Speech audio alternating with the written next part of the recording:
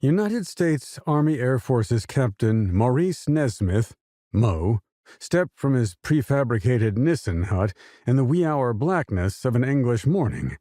He had never gotten used to the humid dankness that clung to the British Isles like a damp woolen blanket.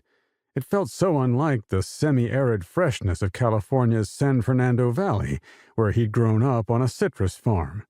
That was another thing he missed in merry old England: oranges, grapefruits, limes. But scuttlebutt had it the war in Europe would soon be finished, and many units would be winging their way home. But as of today, with the war still on, his bombardment group had a mission to fly. As Mo waited for his ride to the mess hall in the blackout conditions of the inky darkness, he could hear the snort, roar, and growl of B-24 engines being revved up and tested at full blast by the midnight shift mechanics, the unsung heroes of America's air power, the paddle feet. He felt his face, clammy in the moist air, but smooth and clean-shaven.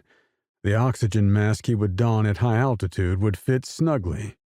The truck arrived and bore him and the other bleary-eyed crew members off to the mess hall. There his nose was assaulted by the usual breakfast barrage of stale grease, burnt coffee, and acrid cigarette smoke.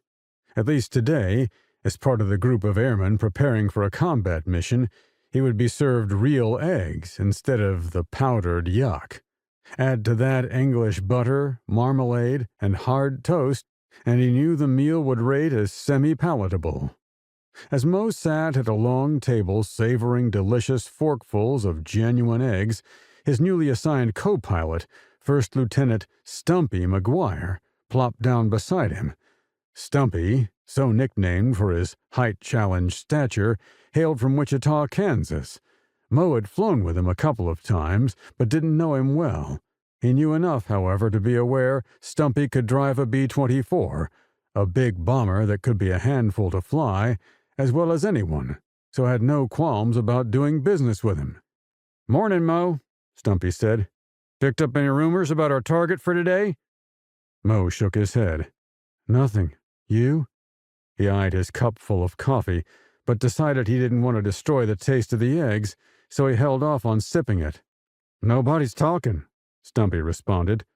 Targets were identified for the bombardiers and lead crews at pre-briefings, but they were supposed to remain mum about them until the main briefing after breakfast.